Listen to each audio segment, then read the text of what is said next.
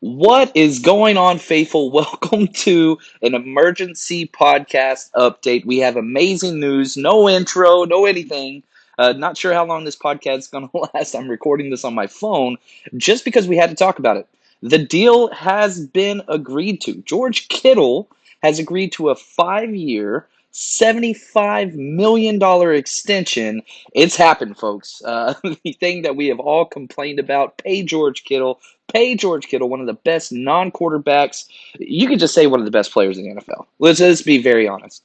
He gets recognized as the number 7 overall player by his peers. This is a huge deal. Now, let's go through this process because, first off, hats off to George Kittle because he is the epitome of what the 49ers franchise is all about. He doesn't get his big time deal. He doesn't go about it whining and complaining. He's not demanding to be traded. He shows up to training camp, and whenever he was asked about it by Matt Mayoko on his podcast, he said, Captain's got to be there. And so he fits that. The franchise rewards him. We're going to talk about the deal.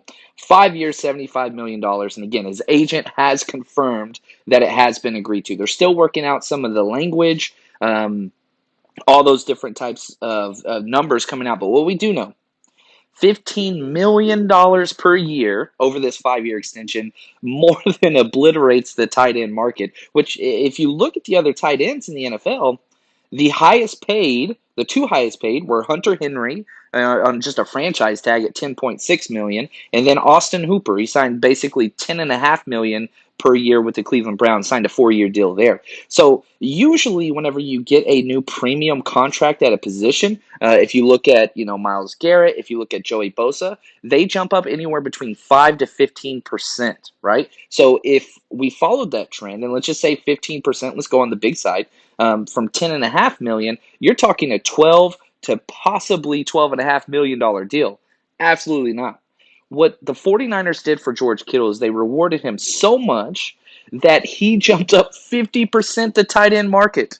Uh, 50%. You got to think, guys like Travis Kelce and other tight ends out there, they got to love this deal because that means they're going to be getting paid as well. Probably not as much as Kittle, but in that market. But again, 30 million guaranteed, 18 million due at signing. We're going to have to wait to see how the cap figures out, and we're going to update a little bit of that here in a minute.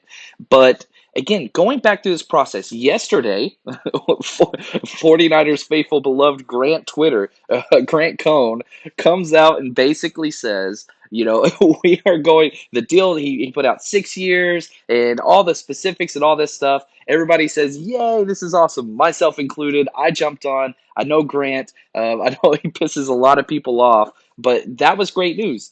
Then Kittle himself comes out and tweets out, you guys believe everything you read? Then his wife tweets out something very similar. Man, the roller coaster went from yay, Grant Cohn, to pitchforks and knives and all those things. And having said all this, was Grant off on some details? Yes. But he broke it before everybody else.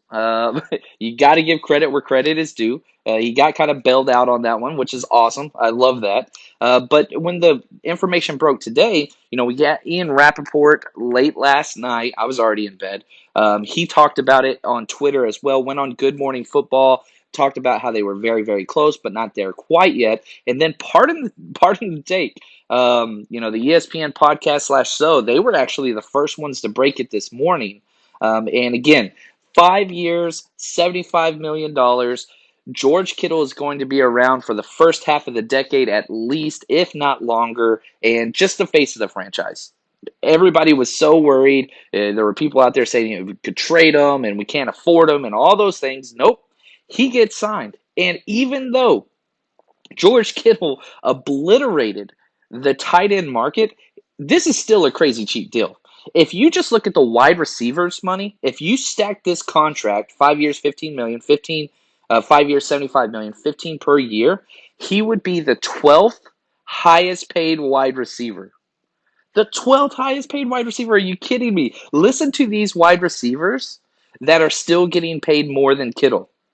Adam Thielen, Brandon Cooks, Odell Beckham Jr., Amari Cooper, Jarvis Landry, All those guys make more than Kittle even after this deal. Now, I'm not trying to throw those guys under the bus or say they're not good. None of those are Kittle. None of those are Kittle. Not even close. This deal is crazy, crazy cheap. So take a deep breath. Understand that today is a great day to be part of the faithful because, one, we've got the face of our franchise for at least another 5 years, which is great, great news. My son, who sleeps till noon, Kittle's his favorite player. I can't wait to tell him. He's going to be really, really excited. Got a Kittle jersey for Christmas and all those things. So now the salary cap is they've already set the floor. And this was the big hang up on getting this deal done because this year is not like any other year. So in 2021, next year, the lowest it can go is 175. It's at about 200,000 now. The lowest it can go is 175. Now, if you just look at where the 49ers are currently before the Kittle deal, because we have to wait to see the cap implications and how that's spread out, which I assume it's going to be a very backloaded deal. But basically, the idea is the 49ers at 168. That's what they already have spent.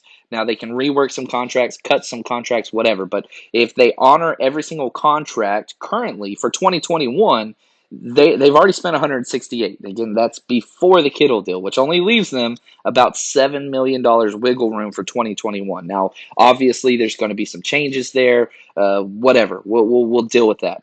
Now, which players are next up?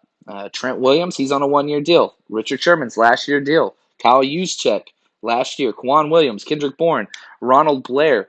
None of those are kind of huge trendsetters like Kittle. Perhaps Trent Williams is. Sherman, you could have said that, but as he gets older, I don't think that the market's going to demand as much money. But that's kind of what's going on. So deep breath. Everything is great. The faithful, we have our guy for the future. So excited about that. And again, just stay with this theme. This is what we all wanted. This is what we all wanted. And we got it. And I love it. And on top of that, depending on when you're listening to this, Thursday night, tonight, 6 p.m. Pacific time. So excited about this. The Quest for Six, the premiere happens. So join us on my YouTube page. All you got to do, no matter how you listen to this podcast, I want to say thank you for your support. But please head over to my YouTube page. Just type in John Chapman on YouTube. It should pull up, or 49ers Rush. It'll pull up as well. Hit subscribe. We've got our very first kind of mini premiere. And then we're going to have a Q&A afterwards and just talk some more football. It's going to be a lot of Nick Bosa talk, just want to let you know, and George Kittle.